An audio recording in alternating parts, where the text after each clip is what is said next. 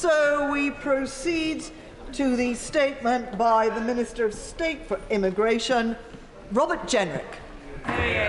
Well, with permission, Madam Deputy Speaker, I'd like to make a statement on illegal migration. 3 months ago, my right honourable friend, the Prime Minister, set out a comprehensive plan to tackle illegal migration. We said we would act, and we have. We've increased immigration enforcement visits to their highest levels in recent years. Since December, more than 3,500 enforcement visits have been carried out, and more than 4,000 people with no right to be here have been removed. Anglo-French cooperation is now closer than ever before and will be deepened because of the deal struck by the Prime Minister earlier this month. We've expanded our partnership with Rwanda to include the relocation of all those who pass through safe countries to make illegal and dangerous journeys to the United Kingdom. Our modern slavery reforms, introduced as part of the Nationality and Borders Act to prevent those who seek to abuse our generosity from doing so, are bearing fruit. We're tackling the backlog with our asylum system by cutting unnecessary paperwork and simplifying country guidance. As a result, productivity has increased, and we are on track to process the backlog of initial asylum decisions by the end of the year. Madam Deputy Speaker, we must ensure our laws enable us to deal with the global migration crisis, which is why we have brought forward the Illegal Migration Bill. The bill goes further than any previous immigration legislation to fix the problem of small boats, whilst remaining within the boundaries of our treaty obligations. And of course, as we reform the asylum system, we will continue to honour our country-specific and global safe and legal commitments. But we cannot and will not stop here, Madam Deputy Speaker, because illegal migration continues to impact the British public in their day-to-day lives. The sheer number of small boats have overwhelmed our asylum system and forced the government to place asylum seekers in hotels. These hotels take valuable assets from communities and place pressures on local public services. Seaside towns have lost tourist trade, weddings have been cancelled, and local councils have had their resources diverted to manage them.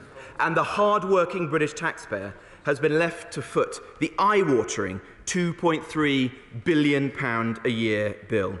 Madam Deputy Speaker, we must not elevate the well-being of illegal migrants above those of the British people. It is in their interests that we are sent here. The enduring solution to stop the boats is to take the actions outlined in our bill.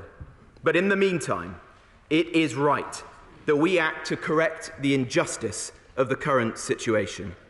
I have heard time and again of councils up and down the country struggling to accommodate arrivals.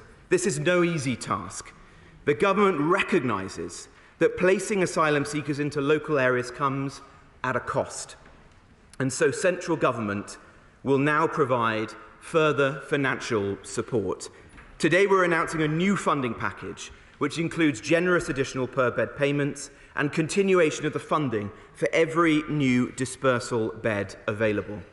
We will also pilot an additional incentive payment where those properties are made available faster.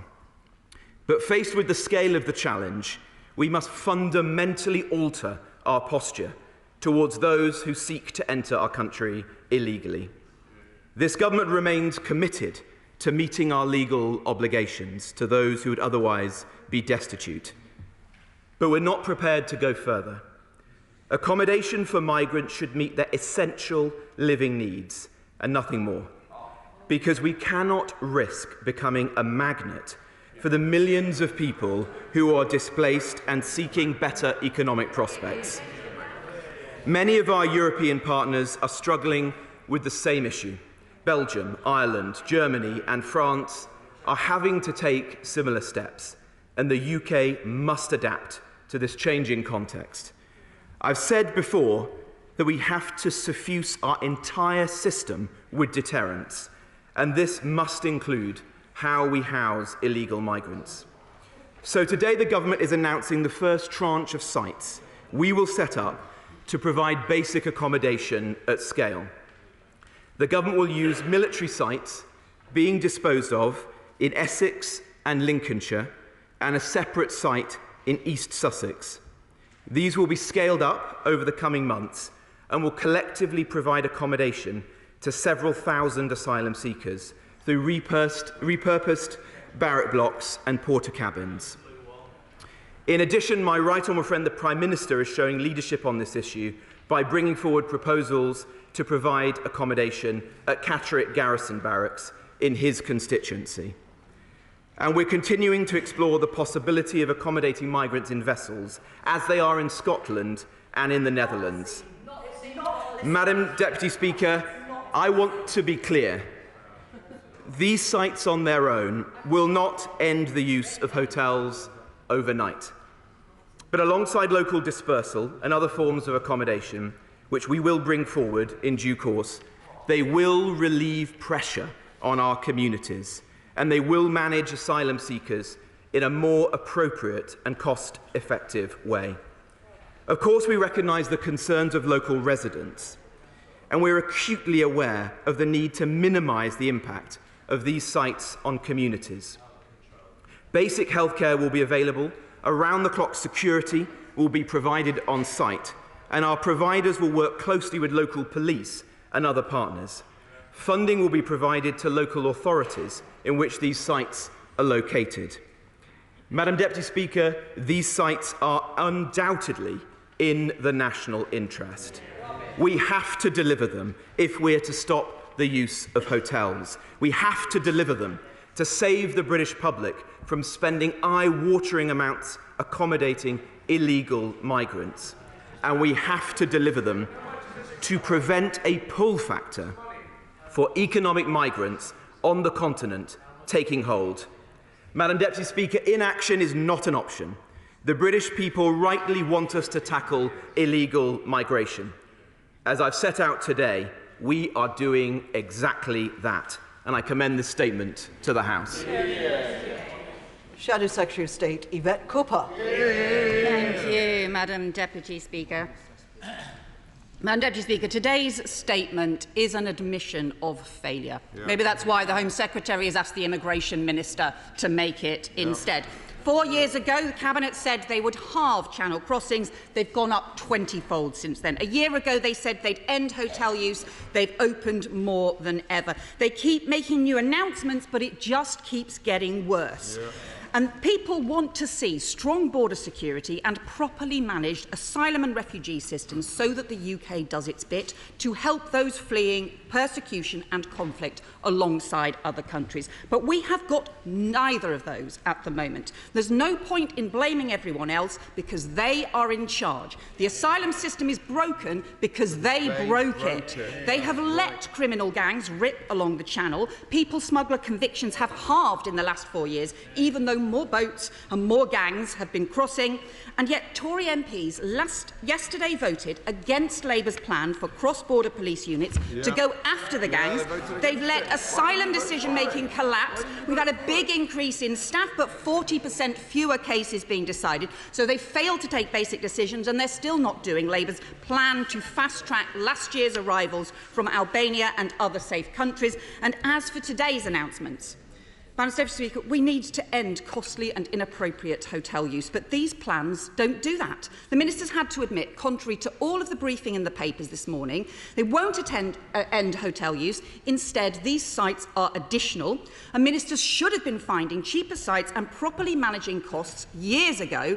Today's damning report from the government's own independent watchdog, which strangely the minister did not mention today, says there's been no cost control, that the Home Office contracts are highly inefficient, no cross-government transparency and oversight, officials didn't have financial information on the contracts they were signing, didn't compare costs, and most ludicrously of all, and I quote, different parts of the Home Office operating different schemes at times found themselves competing for the same hotel contracts, driving prices up. Totally chaotic. Basically, they've written a whole load of cheques in a panic. If they had put that money into clearing the backlog instead, we wouldn't be in this mess now. And they should have been working with councils to do this, but they didn't. Yesterday, Tory MPs again voted against Labour's plans for a legal requirement for councils to be consulted. Instead, he has Conservative councils backed by Conservative MPs taking action against him. So can he confirm that the Foreign Secretary is backing legal action against the Home Secretary? Frankly, that is a first even for this chaotic government. And the bill makes things worse. No return agreements with France or Europe. The Prime Minister has just said the Home Secretary was wrong. The Rwanda flights won't start this summer. They've nowhere to send people to, and instead of speeding up asylum decisions, they're just going to cancel them. So that means more people in asylum, accommodation and hotels, and more flim-flam headlines that just don't stack up. Today, it was barges, and it turns out there aren't any. Desperate to distract everyone from the damage they might want to do to the dambusters' heritage, instead they start talking about ferries and barges. 3 years ago they said the same thing. Last summer the Prime Minister said it would be cruise liners. The Home Office civil servant said ferries would end up costing more than the hotels they're already spending so much money on. So instead the Immigration Minister has been sent round the country with a copy of Waterways Weekly trying to find barges instead, and he still hasn't found any. So can he tell us, are these sites then going to be additional, not instead of hotel use? Will he still be using more hotels or less for asylum seekers in 6 months' time?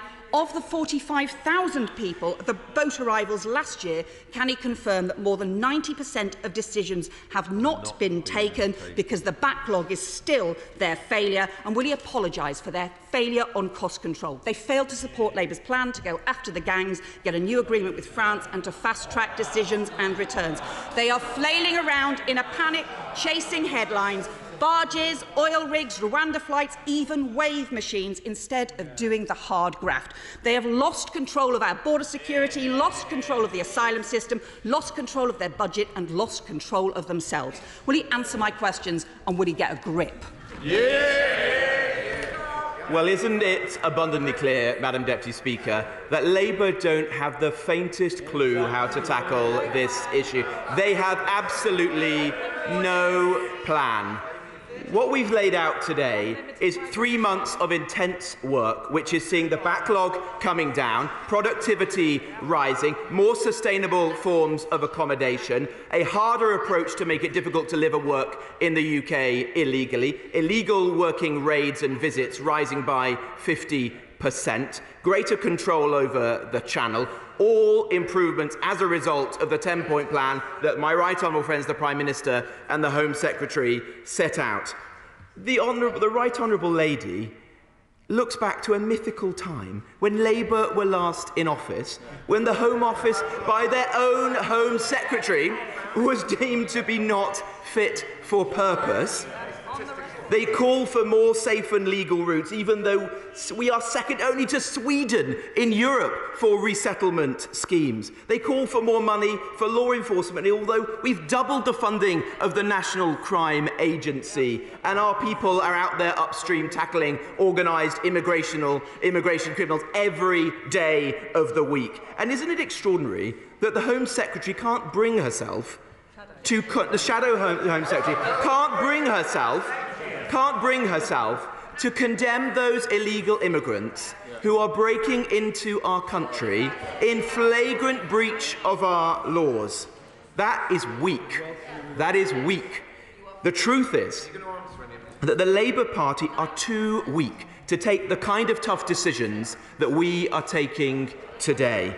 And in their weakness, they would make the United Kingdom a magnet. There will be open doors, an open chequebook, and there will be open season for abuse. The British public know that the Conservative Party understand their legitimate concerns. We don't sneer at people for wanting basic border controls. We're taking the tough decisions. We will stop the boats. We will secure the borders. Sir Edward Lee. Although the Minister did not mention RAF Scampton by name, we assume that that is the base in Lincolnshire he is referring to. I can inform him that the moment this is confirmed, the local authority, West Lindsey, will issue an immediate judicial review and injunction against this thoroughly bad decision, which is not based on good governance, but the politics of trying to do something. How can he guarantee that we will not lose £300 million worth of regeneration already agreed and signed between West Lindsey and Scampton Holdings? How will he preserve the listed buildings, the Heritage Centre? How will he preserve this heritage of the Dam Busters and of the Red Arrows? How can he guarantee there's not contamination from the fuel bay of the Red Arrows? How will he protect the safety of 1,000 people living right next door to 1,500 migrants and a primary school? He can't guarantee anything. Will he work with West Lindsey now and Lincolnshire to try and find an alternative site? We are prepared to do it, but we do not want to lose £300 million of regeneration. Lincolnshire will fight, and Lincolnshire will be proved right. Well, I can only pay tribute, Madam Deputy Speaker, to my right honourable friend and my friend and constituency neighbour. He is representing his constituents forcefully in the way he's always done in this place, and he's absolutely right to do so. I can say to him that whilst this policy is without question in the national interest, we understand the impact and the concern that there will be within local communities, and all parts of government want to work closely with him, with his local authorities, to mitigate the issues that will arise as a result of this site. I can say to him that there will be a significant package of support for his constituents. There will be specific protections for the unique heritage on the site. We don't intend to make any use of the historic buildings, and indeed in our temporary use of the site to ensure that those heritage assets are in fact enhanced and preserved. We do see this as a short-term arrangement, and we would like to enter into an agreement, as he knows, with West Lindsey District Council so that they can take possession of the site at a later date, and their regeneration plans, which are extremely important for Lincolnshire and the East Midlands more generally, can be realised in due course. Alison Tunis. Thank you, Madam Deputy Speaker. Well, Britain has historical form in the use of internment camps, and it is despicable that this government is intent on bringing them back in 2023. His pathetic attempt to draw comparisons between the use of cruise ships to accommodate Ukrainians is as offensive as it is misleading. And in fact, yesterday, the Ukrainian speaker, Ruslan Stefanchuk, thanked Scotland for saving the lives of his fellow citizens. Scotland is in fact standing down that emergency humanitarian response. Glasgow has closed and Edinburgh has an end date in sight. And furthermore, for those cruise ships, the Scottish Government provided wraparound support with local government, NHS, schools and community integration. His plan is a prison ship designed as a deterrent. Alex Wickham from Bloomberg reports that the Home Office rejected a similar plan last year, as it would be even more expensive than the eye-wateringly expensive hotels planned, costing hundreds of thousands of pounds per hour. What has changed since that advice last year? Headlines. Private providers are making a fortune out of this. He is now spending, scandalously, 1/3 of the UK's international aid budget on domestic asylum costs. So what impact has this raid on crucial aid had on the push factors bringing people to these shores? When this idea was previously proposed last year, ministers were also advised that security would be a nightmare, the project would be expensive and it would amount to arbitrary detention, a breach of the UN Refugee Convention. So what has changed than this advice was given last year?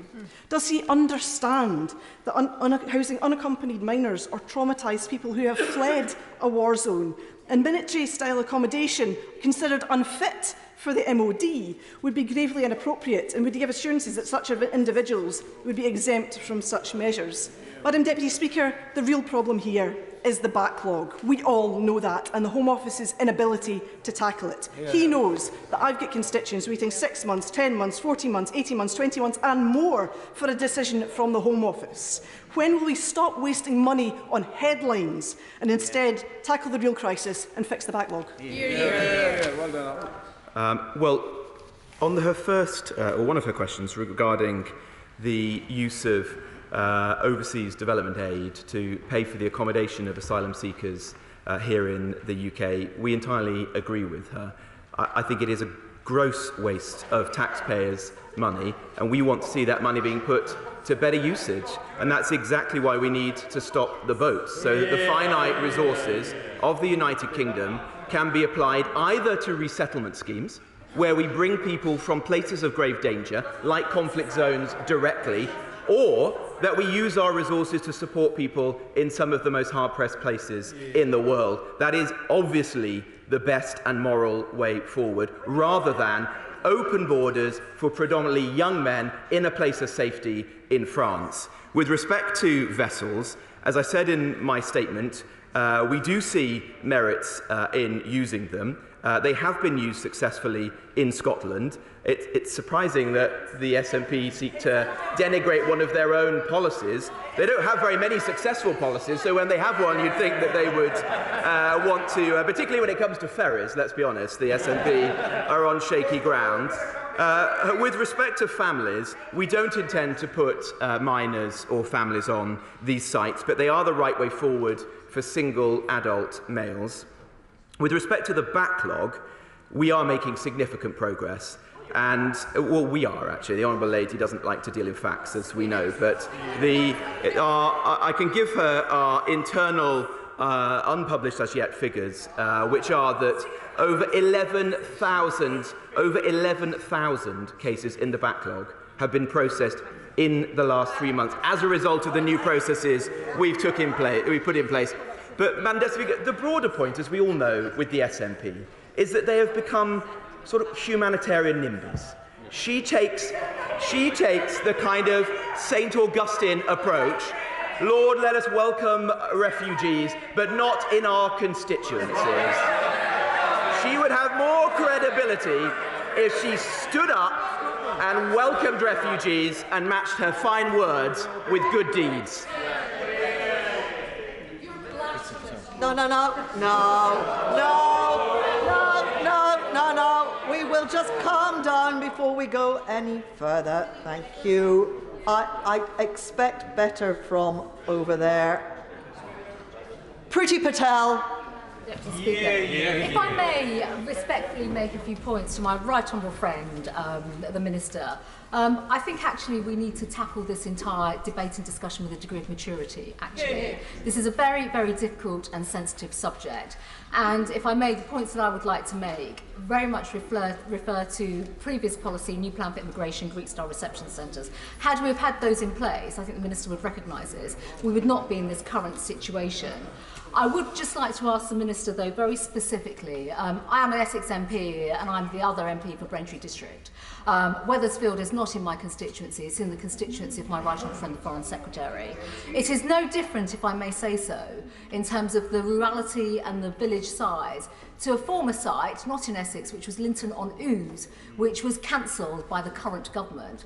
Can I ask why it is deemed appropriate for asylum seeker accommodation to be placed in a rural village in Essex with single men, where there's no infrastructure, no amenities, but it was not appropriate for someone like Linton-on-Ouse? Well, firstly, could I pay tribute to my right honourable friend, who began this good work with her new plan for immigration, which was an incredibly important step forward, and amongst other points, that recognised that it is absolutely critical that when individuals cross the Channel illegally, they are moved either to detained accommodation, which we want to bring forward as a result of our bill, or, in the absence of that, to specific sites where they can be housed appropriately, where their cases can be processed swiftly, and where they have minimal impact on broader society. I know that she pursued a very similar prospect in North Yorkshire, and she will have sympathy for the work that we've done in recent months to take forward similar proposals. I can say that we don't have a current plan to proceed with the Linton-on-Ouse proposition, but the sites that I've announced today are just the first set that we'd like to take forward, because we want to remove people from hotels as quickly as possible and to move to this more rudimentary form of accommodation, which will reduce pull factors to the UK and defend the interests of the taxpayer. Alistair Carmichael. Deputy Speaker, I think the House should be more generous to the Minister. We should acknowledge the true genius of this announcement. Only this Home Office team could think that the answer to the problem of growing numbers of people in small boats was to take them all together and put them into one big boat. Armando Iannucci himself couldn't improve on that. But if the Minister is confident in his projections about what is going to happen to the backlog of asylum applications, why is this extra capacity going to be necessary? Well, to answer the second point first, what we want to see is anyone crossing the Channel moves into this kind of rudimentary accommodation immediately, and so it's absolutely critical that we build national capacity so that we can clear the hotels, consign that policy to the history books, and then people are put into these large sites. That's why we need them. I have affection for the right honourable gentleman, but I'm afraid he is being naive in this regard, because I am speaking every day, as is the Home Secretary, to our Northern European counterparts in Ireland, in Belgium, in Denmark, in France. They are all pursuing options like this because there is a European migration crisis. We have to ensure that the UK is not a magnet for those individuals who are either economic migrants or are essentially asylum shoppers. I will not allow the UK to be a soft touch. Conor Burns. Thank you, Madam Deputy Speaker. The determination of the Government to accelerate the processing of claims is to be welcomed. My right honourable friend, I think, would agree that it is unacceptable, wrong and immoral that people have their lives on hold, unable to make a new future for themselves or indeed to be returned to their countries of origin.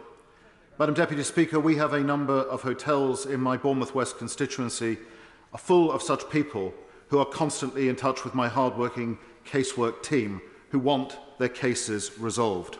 So too, I say to my right honourable friend, do those involved in the hospitality and leisure sector in Bournemouth, on which our economy depend, and local residents who want to see those hotels brought back into the purpose of serving our thriving hospitality sector in Bournemouth. Can my right honourable friend give me the assurance that the proposals he is announcing today will bring into sight the day when those hotels will be returned to that purpose?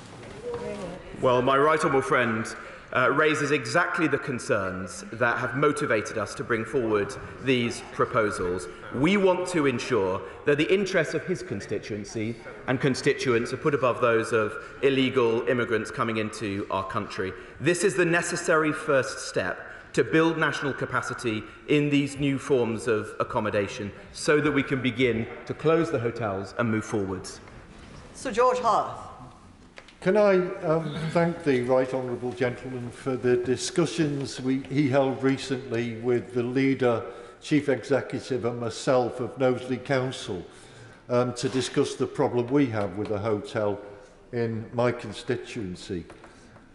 He is aware that, in my view, the use of hotels is not fair on the taxpayer, it's not fair on local communities, and nor is it suitable for the refugees themselves. Will he, though, give me some indication of what criteria will be used to determine which hotels close and in what sequence? Well, the conversations that I had with the right honourable gentleman and his local authority leaders informed the decisions that we've taken, because it was very clear from his constituency that that hotel was inflaming community tensions, that many people thought it was wrong that illegal migrants were being housed in a much regarded facility that was a hotel that was used for weddings and social events, and that we need to bring that to a close. When we have the capacity to begin closing hotels at pace, I think we'll do so through a number of lenses, obviously closing the most egregious cases first, where the cost to local communities is highest. Also those were in locations which were clearly unsuitable to begin with, such as seaside towns and so on. And then also those where the contracts are coming to an end and we wouldn't want to renew them for value for money purposes. Richard Drax. Deputy Speaker, land-based reception camps in the right place has to be the solution. Does my honourable friend agree with me that if you look at what happened in hotels so far with illegal migrants, we've had all kinds of issues with local residents, disappearing children, sexual assaults, etc., etc., etc., etc. So would you agree with me that putting these people on boats or on barges, where the problem is going to be exacerbated tenfold, is totally and utterly out of the question? Well, look, there are no easy answers. These are amongst the most difficult decisions within government. But I do think that placing asylum seekers on well-run, large sites with specific facilities provided, having minimal impact upon local communities, is the right approach. Taking hotels in a relatively ad hoc fashion in town centres, on high streets, is not the right way forwards. With respect to vessels such as barges or ferries, I do see merit in that. It is an approach that's been pursued in Scotland, but also, and in particular, I reference the Netherlands, which is using them effectively, and it does provide good value for money and decent accommodation. Patrick Grady. Deputy Speaker, the Big Help Out app encourages people to volunteer for a good cause over the coronation weekend, and a number of opportunities listed on it, including with the British Red Cross, are with organisations that help refugees and asylum seekers. So does he think it's appropriate that people spend the coronation weekend supporting people who he says have broken into this country? Well, he and I may disagree on the fundamental point here, but I believe in borders. I believe in national security and national sovereignty, and those people who choose to enter our country in flagrant abuse of our laws, who in many cases throw their documents into the channel, those people are breaking the law, and it is right that we take action against them and, where possible, remove them from our country. Marco Long. Madam Deputy Speaker, if I may quickly welcome her back to the chair. It's been a while. Will the Minister agree with me that whilst the Government accelerates assessment, enforcement and removal, that it is quite right that we look at suitable and sustainable accommodation for illegal immigrants? And will he also agree with me, therefore, that if armed force bases are suitable for our brave, they are certainly suitable for illegal immigrants? Well, he's right to say that there is a peculiarity on the left of politics, that they seem to be happy to house our brave armed forces personnel on these sites, but not to see illegal immigrants temporarily housed there whilst we process their claims. Of course, we will always be motivated by decency and legality. These sites will be well run and appropriate, but we mustn't allow a further pull factor to the UK to emerge. Hilary Benn.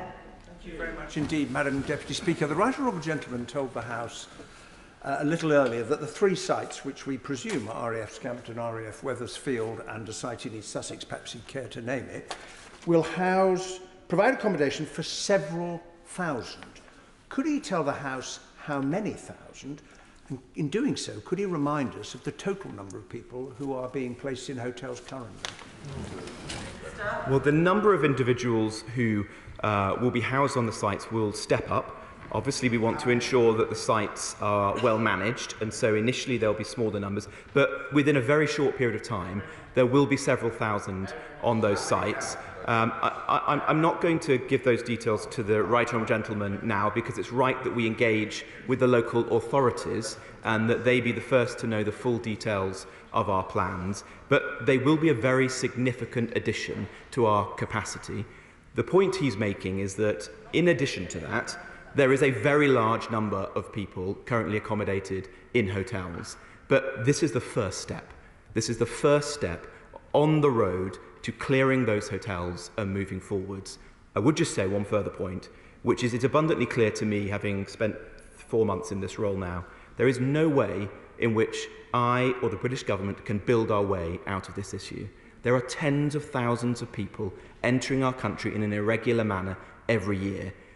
Of course, we have to get our own processes and management processes in place, but we've got to stop people coming here in the first place. That's why we're bringing forward the bill. Maggie Throop. And I welcome today's update and commend my honourable friend for the efforts he's put in to get us to this stage. Further to the repeated assurance that I previously received from the dispatch box from both my right honourable friend and the Prime Minister, will the Minister now commit to publishing a clear timetable for the closure of the 2 migrant hotels within touching distance of each other in Erewash in weeks, not months, and will he guarantee that this will be the end of their use for such purposes? Well, I know that the Right Honourable Lady, my honourable friend, has been very tenacious in campaigning on behalf of her constituents, who, as I said in my statement, more broadly, are extremely concerned about the impact these hotels are having and the loss of amenity in terms of business and tourism and social events. It's for that reason that we're taking this difficult but correct decision to produce these sites, and I hope that we'll start to see hotels coming to a close in the months ahead, and I'd be delighted to work with her as we do so. Tamanjeet Singh Dessi. Thank you very much. Madam Deputy Speaker, the British taxpayer is shelling out over £6 million a day to house migrants, but asylum decisions have collapsed by 40% since 2015. And that is what is to blame for the chaos with hotels.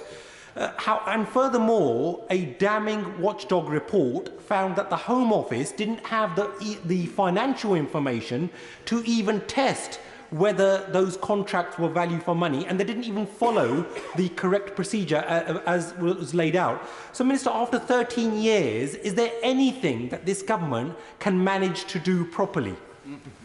Well, we all know what state the last Labour government left the Home Office in, and we only have to refer, as I did the other day, to the report of John Vine, who was the inspector at the time, which painted a picture of complete chaos and dysfunction at the Home Office when the party opposite were last in power.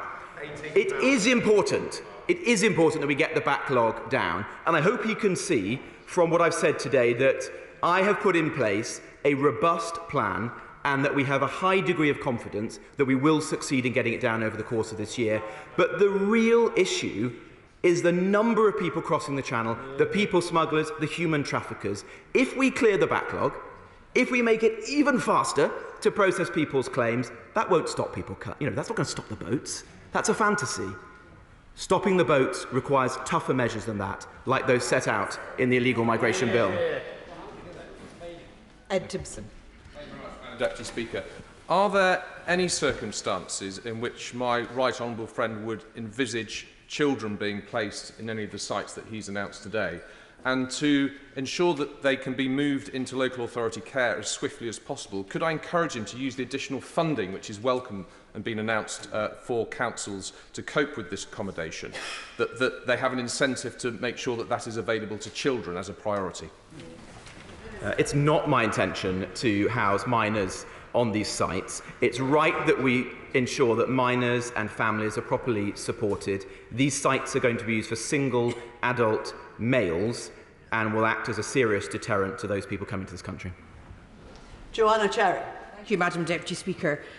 These proposals are highly reminiscent of the internment camps for refugees in the BBC series The Years and Years, which was on during lockdown. And if you didn't see it, Madam Deputy Speaker, it was really about the decline of modern Britain, and it ended with the election of a fascist populist Prime Minister. Ukrainian refugees in Scotland have been temporarily accommodated in high-quality former ferry accommodation at Leith Docks, which is adjacent to my constituency, and I've visited it, and I suggest if the Minister were to visit it, he would see it's extremely different from the industrial barges he's proposing, but those were temporary accommodations.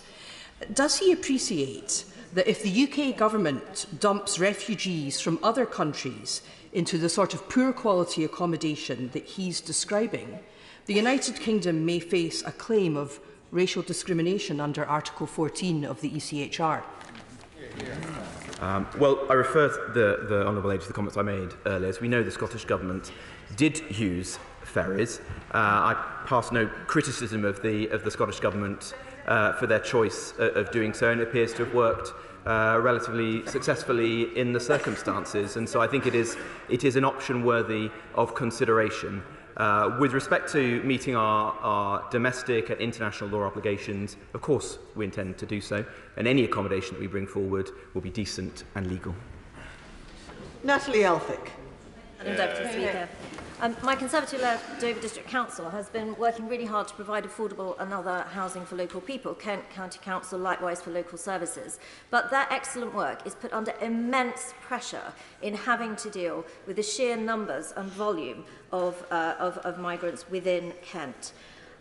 This has been supported by the Labour Party, who don't want to stop the small boats and who care more about channel migrants than they do about the residents of Dover and Deal and Kent as a whole. In spite of the pressures on services and on schools, we are being asked to do more and take more. And today's announcement will not ease those pressures on Kent in that regard. Will my right honourable friend meet with me and Kent colleagues to see what more can be done to ease the pressures, the immense pressures that are faced in Kent and particularly in Dover and Deal?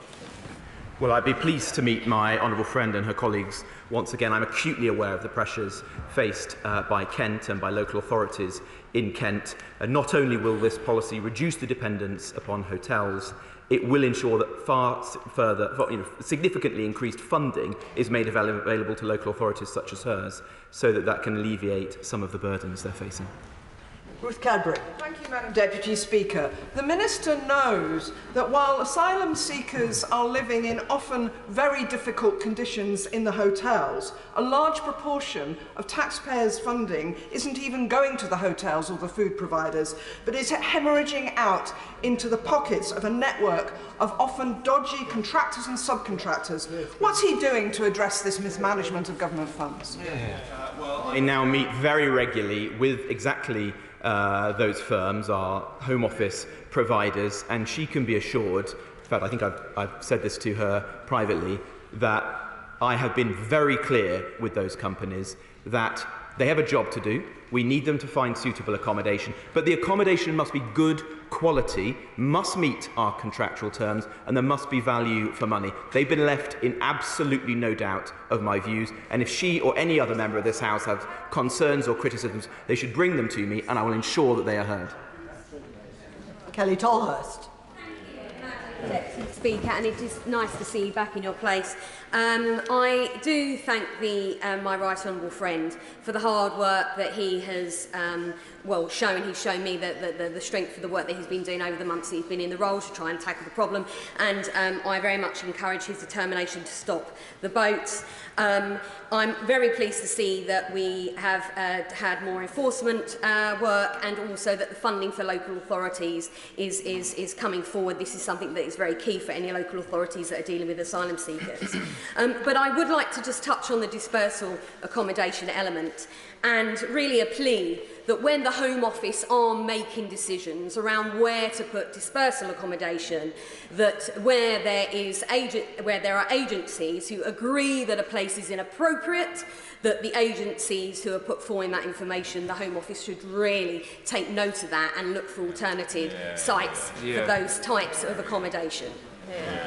Well, my right honourable friend has been vociferous in raising legitimate concerns about one particular location in her constituency. She's right to say that there should be appropriate engagement between the local authority and the Home Office before any decisions are made, that the police and other stakeholders should be informed, and where there are serious concerns, of course, we shouldn't proceed with those properties.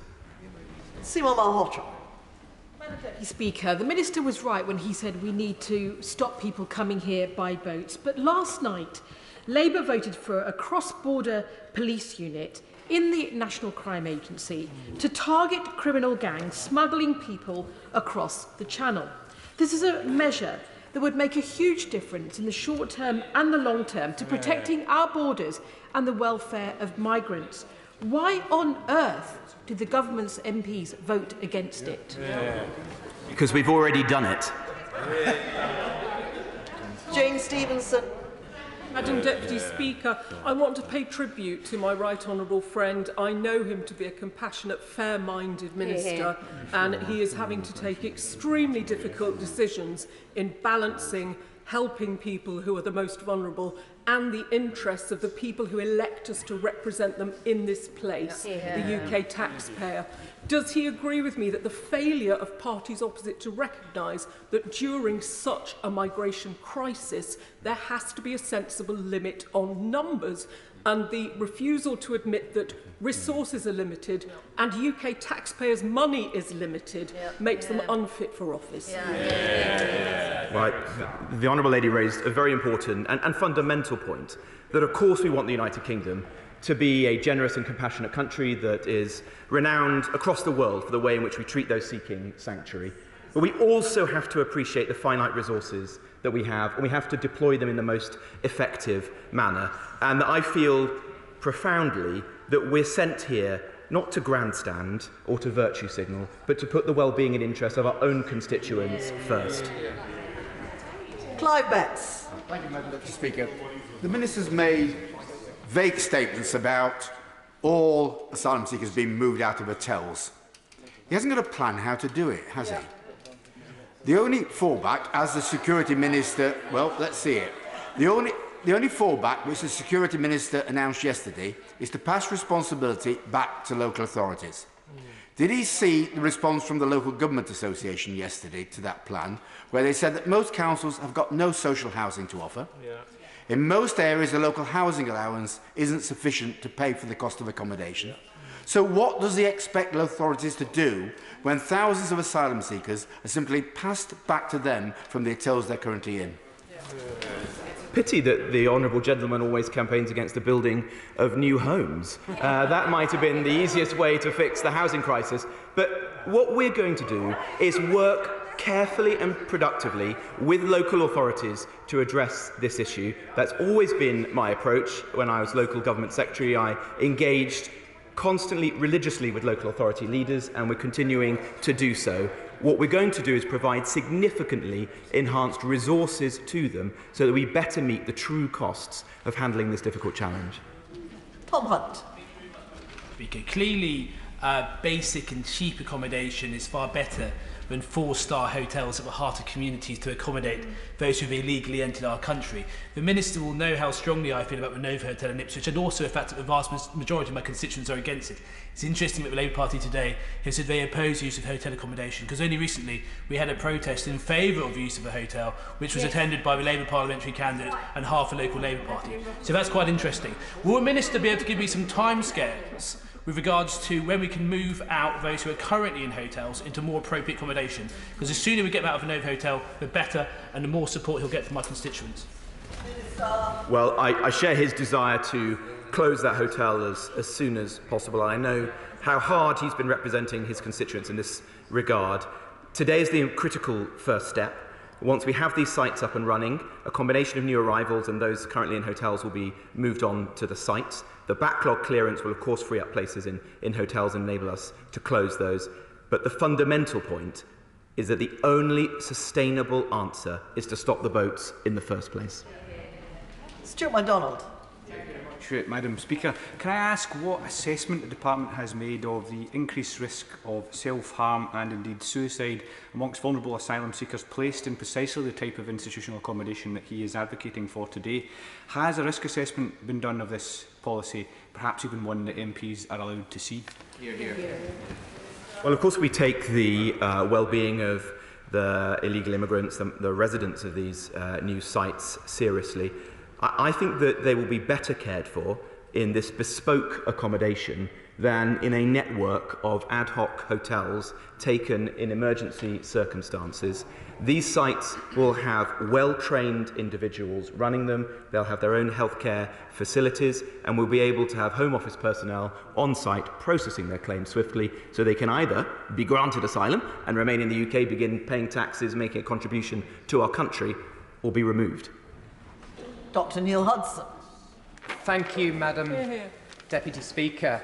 Can I thank the Minister for his update and for his hard work in this area? Can my right honourable friend reassure this House that the treatment of women, children and families throughout this whole process will be compassionate, and that throughout the entire process that this Conservative government is committed to supporting and bolstering safe and legal routes to help vulnerable people fleeing persecution and seeking sanctuary? Firstly, he has my total assurance that whilst this policy is tough, it will also be decent and legal, and he can see the work that I did in the autumn in the reforms to the Manston site in Kent as evidence of the way in which I will approach this. But to his second point, absolutely, this government believes in the UK being a world leader for resettlement schemes and safe and legal routes, which we are already. 500,000 people have come to our country for humanitarian purposes since 2015. That's something we should be proud of, and it's something that a Conservative government will continue. Tim Farron. Madam Deputy Speaker, he referenced and misquoted St Augustine of Hippo earlier on, who was from North Africa, and he would have put him in a camp as a consequence. He talked also in his statement about fundamentally altering our posture. I wonder if the Minister might consider altering his posture to being one of someone who is good at his job. Because in the end, what we have got is asylum seekers in hotels who do not want to be in hotels, but are in hotels and hostels. Why? Because of the colossal backlog that this government is responsible for. Rather than wasting money on this gimmick today, which clearly many of his backbenchers disagree with for a variety of different reasons, why does he not invest in making sure that those appeals are heard quickly, those hearings are done quickly, so people can either be given the right to remain or be removed, as his government is failing to do? Would he agree with me that there is one thing worse than his and his government's incompetence on this issue, and it is the blaming of the consequences of that incompetence on the most vulnerable people in the world? Well, I fundamentally disagree with the right honourable gentleman. Fault here lies with the people smugglers and the human traffickers. We should never blame ourselves in this country for the actions of organised immigration criminals. That is completely wrong. We are taking robust action to stop the boat, to arrest the trade, which is bringing tens of thousands of people illegally into our country and putting people's lives on the line every day. He doesn't want that. Of course he doesn't. That's why he should support our bill and help us to stop the boats. Jack Burton.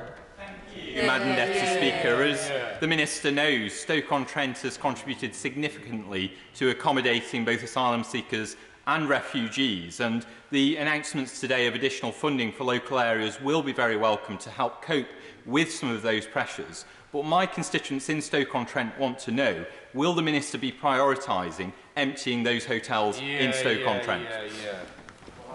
That Stoke-on-Trent has stepped up and has provided a significant amount of accommodation, and that is creating challenges for the city. It's been my pleasure to work with him and the excellent leader of Stoke-on-Trent City Council.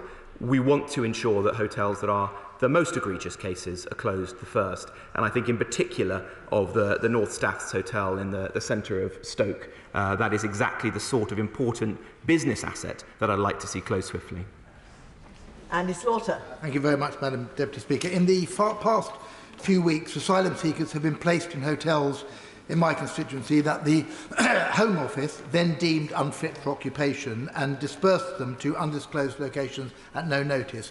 Children have been taken out of school in the middle of exams, and last night, I'm told, asylum seekers were dumped outside a hotel in Shepherd's Bush and told to share rooms and beds with complete strangers.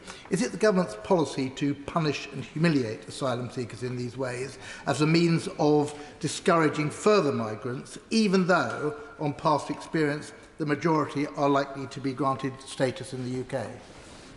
We will always treat people with decency and compassion, but it's also correct that we have to address the very significant pull factor to the United Kingdom. This is an approach being followed by most of our North European neighbours, like the Belgians, the Dutch, the Danes, the French and the Irish, because the pressures are so great. He doesn't want to stop the boats. He doesn't back our bill, or indeed any prior measures. We want to. We'll take the steps that are necessary. Selene Saxby. Thank you, Mr Deputy Speaker, and can I take the opportunity to thank my right honourable friend for all of his work in this area, because I think most of us recognise this is a multifaceted problem and there is no silver bullet solution.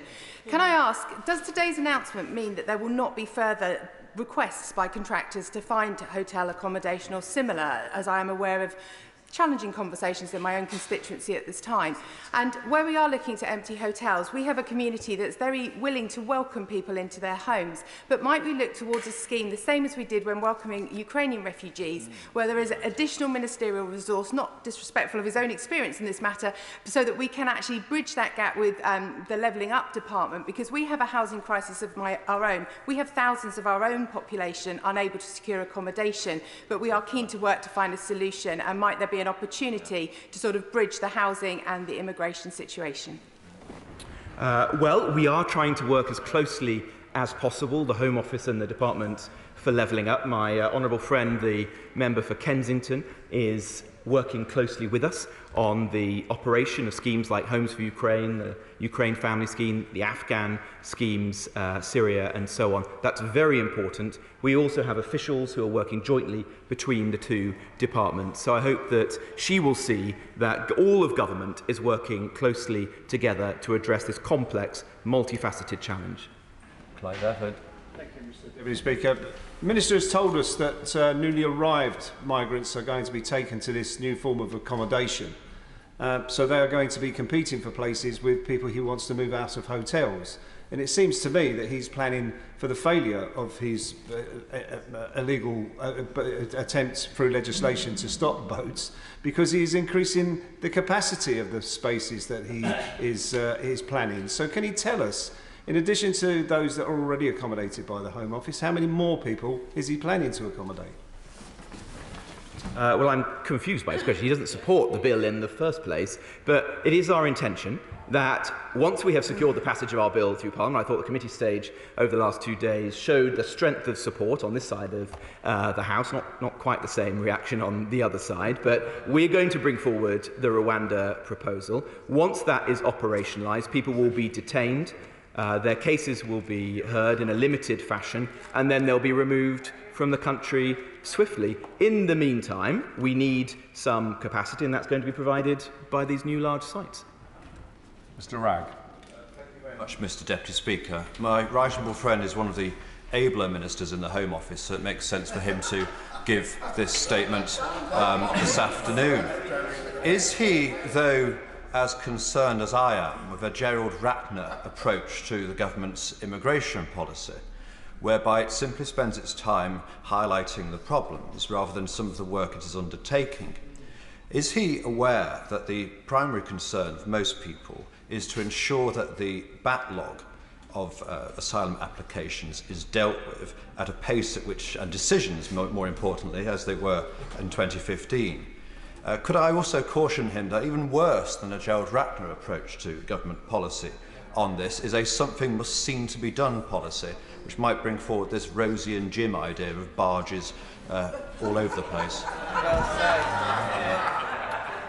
Well, my honourable friend raises an important point, that I think the public do not want to see performative or declaratory policies in this space. They want to see us acting, taking difficult decisions, and that is what is within this statement. He's also correct to say that this requires an approach across many different avenues, and he can see that again in the fact that we are rapidly reducing the backlog, that we've increased immigration enforcement visits by 50%, that we've established the small boats operational command in the Channel and are recruiting hundreds of officers to staff that we've signed deals with France, Albania. This shows the government acting on every approach. He can be in no doubt we will solve this problem, and if we fail, it will not be for want of trying. Mr. Farry. Thank you. The Minister talked about only meeting the basic needs of the residents. However, mental health to many people is a basic need. I don't see how isolation is going to help in that particular regard. Following on from that, can I invite the Minister to join me in condemning the racist protesters that are appearing outside hotels, including one in my own constituency, and in particular invite him to directly challenge the tropes that are being used that asylum seekers are sexual predators, the same tactic that has been used down through the centuries to attack marginalised people? It's been very clear that those far-right and other elements who are inciting violence and intimidation outside hotels or other forms of accommodation are wrong. I have directed the Home Office to work closely with the police through the National Police Coordination Centre and other parts of government, including the security services, to track that pernicious activity and to support local councils and police forces in taking robust action wherever possible. If he has particular cases he wants to bring to my attention, I'd be pleased to look into them. Jackie Doyle-Price. Thank you, Mr Deputy Speaker. Could I just probe my honourable friend with regard to his proposals for housing migrants in barges and ferries? And specifically, could he just advise whether he expects those vessels to be to have access to the quay or moored offshore? And if they are to have access to the quay, which I'd expect, what conversations he's had with port operators about the operational challenges to their business for hosting what is essentially a residential community long term? Well, my honourable friend will forgive me. I'm not going to comment on press speculation. I will obviously make further statements should we proceed with any significant developments in this regard. I have pointed to examples in Scotland and in the Netherlands where the use of vessels has been successful. We don't, as she knows, currently have the powers to detain individuals for prolonged periods of time, and so any form of accommodation would be non-detained. Paul Blomfield. Thank you very much, Mr Deputy Speaker. In response to an earlier question, the Minister talked about people breaking into our country. The Home Secretary has talked about an invasion. Words which, I guess, like this statement, are designed for the headlines. But can I ask him quite genuinely whether he doesn't recognise that this sort of language to describe people, many of whom are seeking refuge from countries like Afghanistan, Iran and Syria, whether such language is inflammatory, divisive, adding to the sort of tensions other members have talked about, and whether he wouldn't reflect on his use of language and agree that the priority is to tackle the people smugglers, not criminalise and demonise their victims. Well, I believe that all of us have a responsibility to choose our words with care and to accept the occasions where we choose the wrong language. This is an area of public policy which it would be better to de-escalate the current language and tensions. I don't think that it's wrong to describe individuals as illegal immigrants or to say that individuals are breaking into our country, because we have borders and they have to be enforced. If you or I crossed a national border into another country, you would expect to be met by law enforcement and a robust response. Mark Jenkinson. Thank you, Mr Deputy Speaker. Can I pay tribute to the work of my right honourable friend on this matter and that of the Home Secretary and the former Home Secretary. The diligence and cooperation of each of them with me has been welcome over the last 12 months. Last summer I successfully managed to stop the introduction of a hotel in my constituency of Workington in a wholly unsuitable place, although it fell on me, unfortunately, to prove to the Home Office that it was wholly unsuitable. The threat of additional hotels, not only of hotels, but of companies like Serco hoovering up family homes while we have a housing waiting list in my constituency remains. Can my right honourable friend set out to me what today's announcement means for that threat and when we can safely say that threat might have been removed? Well, first, I thank him for his generous words towards me and my colleagues at the Home Office. He's right to say that the sheer number of people crossing the Channel illegally, coupled with the generosity of our country in recent years in welcoming in 500,000 people on humanitarian grounds, and the high levels of legal migration we have, are posing a very serious challenge to communities and councils with respect to housing and social housing.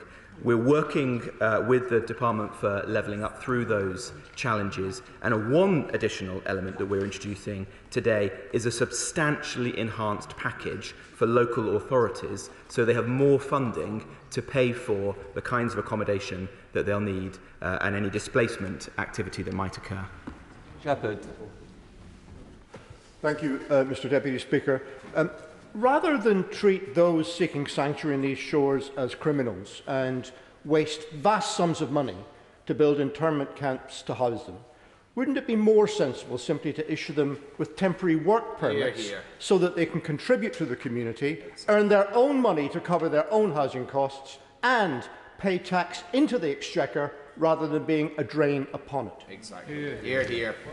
I understand and acknowledge that that's a legitimate point of view. It's not one that I agree with, because I believe that we have to suffuse our approach with deterrence, and if we allow a further pull factor to the United Kingdom in the form of enabling people to work soon after their arrival, I suspect we will just find even more people coming to this country. Jonathan Gallis. Thank you, Mr Deputy Speaker. I want to first of all thank my right friend the Minister for his engagement, which has been quite robust between us at times, because he'll understand that in Stoke-on-Trent, where we have around 1,300 asylum seekers and illegal economic migrants, of which 31% are in hotels, residents and constituents are outraged to see the city used and abused in this way. And he wholly and accurately reflects the North Stafford Hotel, right by a levelling up project, right by a £40 million Transforming Cities Fund, right opposite our railway station, which is a gateway to 6 million visitors a year, as being wholly unacceptable. So to seek reconfirmation, Mr Deputy Speaker, from my own friend, who in answer to my friend and neighbour in Stoke-on-Trent South, that Stoke-on-Trent will be one of those priority areas that will see these young single men moved out of hotels into the new accommodation he has outlined today. Well, as my honourable friend knows, I love the Potteries and will always want to further the best interests of Stoke-on-Trent and its wider region. The hotel by the station is a particularly egregious one, in my opinion, because it is holding back regeneration in that part of the city, and I would like to see it closed at the earliest opportunity. The other point I'd make with regard to Stoke-on-Trent is that it has stepped up and taken a very large number of individuals through dispersal accommodation, which I hope other local authorities will do with the added support we're providing today. Simon Lightwood. Thank you, Mr Deputy Speaker. Yesterday, Labour offered a reasonable amendment to the illegal migration bill, which would have forced the Home Office to consult with councils over asylum hotels. That would have been welcome in my constituency, where, despite the Minister's announcements, it's planning to force a third hotel on my community. Wakefield Council has already had £300 million cut from its budget and has done its best to provide support, but it lacks the community capacity and, yes, the funding to do more. So why did the government run scared last night and vote down our amendment to give local councils a say? Well, he should go back to his constituents and explain why, in his short tenure in this House, he has already started voting against exactly the kind of measures which would stop the boats. I rather suspect that he's not on the same side as his constituents on this issue. Foster. Thank you, Mr Deputy Speaker. It has to be said, today's statement is one that, I can understand the Minister's trepidation in coming into the dispatch box, having had to do similar statements myself over the years. But it is the right approach that he's outlining today. We can see comparisons, particularly on continental Europe, particularly in Greece, where large-scale accommodation centres have been used as part of a transformation of their asylum system, providing humane and decent accommodation, whilst also actually assisting with the process of making decisions. Now, in terms of dealing with some of the issues we've had thrown at this, one, I'm assuming he will view this as a part of national infrastructure and therefore take that through that planning process. And the second part of this, I also presume this is all, as he's touched on already, non-detained accommodation. And then finally, what sort of timeline is he looking to actually get some of these centres up and running? Because people will only really see this making a difference when they see hotels closing down in their local area. Well, my honourable friend knows how difficult these decisions can be. And like him, as my predecessor, I didn't come into politics to deal with clandestine entry or organised immigration crime, but I did go into politics to provide security and stability to the public and to put the interests of my constituents above those of anyone else. And that's why we're taking these decisions in the national interest. We will ensure these sites are non-detained, they're legally compliant, they'll be provided at pace. We will make use of the planning powers that the government has at its disposal, and I'm confident that we will be able to get individuals on these sites in the coming weeks. To hear Ali. Mr Deputy Speaker, 13 years of Tory mismanagement, asylum system in crisis, backlogs out of control, claims not being decided for years on end. This statement does nothing but bring a scaremongering and headline grabbing just before the local elections. A member of his own party summarised this statement quite correctly as politics of trying to do something. Politics of trying to do something. Will he agree with me that this statement, which is no more than headline-grabbing scaremongering, does very little to target human traffickers and the illegal grants, but rather it makes illegal traffickers the heroes, whilst the victims are the real targets in this? Well, it sounds like better than the politics of doing nothing, which is what the opposition is proposing. We are taking action to tackle the people smugglers and the human traffickers, and I don't doubt the motivations of the honourable gentleman, but let me say this. I see these people and the work that they do every day in this job. They are some of the most evil, the most pernicious people in society. You have to match them. You cannot behave in a way which is weak and naive. You have to respond. You have to respond with tough policies, and that's what we're doing here. We will not allow the UK to be a soft touch, and by ensuring that we now have this new form of accommodation, not only will we clear the hotels, but we'll also ensure that there isn't a pull factor to the UK. Mr Baines. Thank you, Mr Deputy Speaker. I warmly welcome my right honourable friend's statement this afternoon, and I'd also like to take this opportunity to pay tribute to the right honourable lady, the member for Witham, for her excellent work as Home Secretary previously. Could my right honourable friend comment in more detail on the similar approach that's been taken to asylum accommodation by Belgium, Ireland, France, Germany, and it would seem by the Scottish Government as well? It is true, as I've said on a number of occasions, that our Northern European neighbours are looking to take similar robust approaches. In Ireland, they are considering bailing individuals to no fixed abode with vouchers to pay for their immediate needs, as I understand it.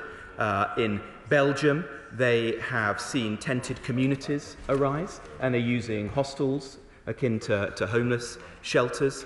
The Danes have, I think, publicly said that my right honourable friend's policy with respect to Rwanda is an interesting and valuable one which they are looking on with interest. And so we're not alone, we're not unique, we're working together because there is a European migration crisis, and we have to take serious and robust decisions, make difficult choices, or I'm afraid the UK will be very exposed. Jim Shannon. Mr Deputy Speaker, can I thank the Minister for his statement today? The Minister knows there is a difference between economic migrants who are abusing the system and are fit and independent and whose circumstances have dictated the final report, but alongside there are those who are asylum seekers, many fleeing religious persecution, be it women, children, families who need help urgently. So can I ask the Minister this question? Will he make it abundantly clear that those who come here illegally due to extenuating circumstances will have scope for compassion in their treatment? Well, we want to ensure that human dignity is at the heart of the system that we are creating. And that's why the UK has a fantastic record in recent years for resettlement schemes of the kind that I know that the honourable gentleman is a champion, like those from Ukraine, Hong Kong, Syria, Afghanistan. And by bringing an end to illegal migration across the Channel, or reducing it as far as one can, we can deploy our finite resources as a country to help those people who need it the most, those people who are in conflict zones, the victims of religious persecution that he cares passionately about, rather than those people who are predominantly young men who are fit, able and in a safe place like France. Can I thank, in a moment, can I thank the Minister for his statement and responding to questions for well over an hour, but could I just ask him to remain seated for the first point of order, which I think directly relates to something that he may have said. So, Mr Betts. I'd like to bring a point of order with regard to the Minister's response to the question I asked him, where he said I'd always opposed house building. I think the Minister knows, in this House, as Chair of the Select Committee as well as individually, I've argued very strongly for more house building, including hitting the 300,000 target. Only this week I've been working with officers in Sheffield to try and get away a scheme to build 800 homes at a Wardside in my constituency. I've worked on it for many years. I've known in the past the Minister to be a fair and reasonable man, even when I've disagreed with him. Wouldn't he, on reflection, accept that what he said was unfair and inaccurate, and maybe like to correct the record? Mr. Deputy Speaker, I've worked alongside the Honourable Gentleman for some time and know him to be an excellent chair of the Select Committee, so I mean him no disrespect. He and I did disagree on reforms of the planning system, including building more homes in Sheffield, but I know that he is a champion of good quality housing and increasing the quantity of it across the country. Thank you very much. Point of order. Gill. On a point of order, Mr Deputy Speaker, could you please advise on the Member for Harrow East description of protesters outside the Indian High Commission as terrorists during business questions last week? We condemn the violent behaviour outside India House. Violence is never acceptable. However, language is important, and to describe protesters as terrorists is inappropriate, many of whom would have been justifiably concerned about what was happening in Punjab and how to contact their families while mobile internet and SMS were shut down. Sikhs and Hindus have lived peacefully alongside one another in the United Kingdom for decades. And the current situation in Punjab does not require this kind of inflammatory language. As members, we need to set an example. Can I ask that the member correct the record? I'd like to thank the honourable member for her point of order and forward notice of it. I assume that she has informed the member involved. Good.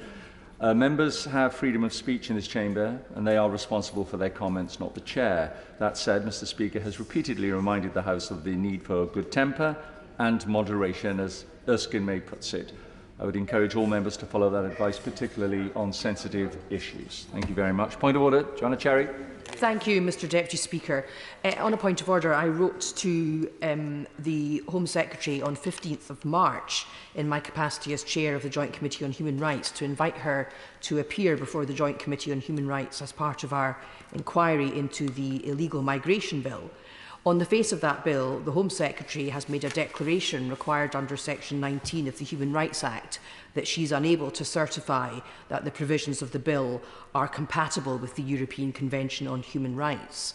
The committee has asked the Home Secretary to give evidence to us on the human rights consequences of her legislation and to interrogate the legal arguments put forward in the ECHR memo that accompanied the bill. Given the pace with which the bill is passing through Parliament, we asked her to respond by 22nd of March. Mr Deputy Speaker, it's now 29th March, and we've today heard that she will not be available to attend, despite us giving her more than one date, but they are considering whether the Minister is available instead. I wonder, Mr Deputy Speaker, can you assist me on advising me on what steps are available to my committee to ensure that we can carry out what's going to be really the only committee carrying out effective scrutiny and legislative scrutiny of the government's proposals in the illegal migration bill by hearing from the very person whose name appears on the Section 19 statement saying that the bill doesn't comply with the European Convention on Human Rights and indeed the Human Rights Act. To the honourable member for her forward notice of the point of order she has just given. Mr Speaker has made it repeatedly clear that it's very important that committees have access to the relevant witnesses, and that, of course, includes ministers. Therefore, I very much hope that the Treasury bench will have heard this exchange and that a minister will be able to give evidence to the committee as soon as is possible. Presentation of bills. Secretary Michael Gove. Non-domestic rating bill. Second reading what day? Tomorrow. Presentation of bill. Secretary Dominic Raab. Victims and Prisoners Bill. Second reading what day? Tomorrow. Tomorrow. Presentation of bill. Helen Morgan.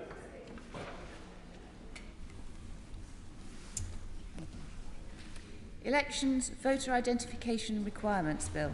Second reading what day? Friday the 24th of November. Friday the 24th of November. Presentation of bill. David Johnston. Local Electricity Bill. Second reading what day? Friday the 24th of November.